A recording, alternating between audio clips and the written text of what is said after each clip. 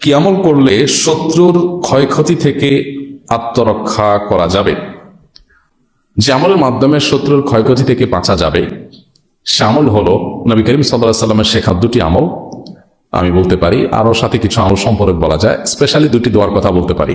একটা দোয়া হলো, কোনো ব্যক্তি আপনার ক্ষতি করার চেষ্টা করছে, আপনাকে হয়রানি করার চেষ্টা করছে, শারীরিক মানসিকভাবে নির্যাতন করার চেষ্টা করছে, আছে এরকম দুষ্ট প্রকৃতির মানুষ, এরকম যদি মনে হয় তো আপনি একটি দোয়া সবসময় পড়বেন। নবী করিম সাল্লাল্লাহু আলাইহি ওয়াসাল্লাম কোনো ব্যক্তি তার ক্ষতি করতে পারে এরকম আশঙ্কা বোধ করলে তার ক্ষতি থেকে বাঁচার জন্য এই দোয়া পড়তেন। দোয়াটা হলো, আল্লাহুম্মা ইন্না নাজআলুকা ফি নুহুরিহিম ওয়া নাউযু বিকা মিন শুরুরিহিম। আল্লাহুম্মা ইন্না নাজআলুকা ফি নুহুরিহিম ওয়া নাউযু বিকা মিন শুরুরিহিম। অর্থাৎ, হে, যারা আমার ক্ষতির চেষ্টা করছে, শত্রুতা করার চেষ্টা করছে, তাদেরকে উপযুক্ত শাস্তি দিয়ে দমন করার জন্য তাদেরকে শেষ অর্পণ করলাম।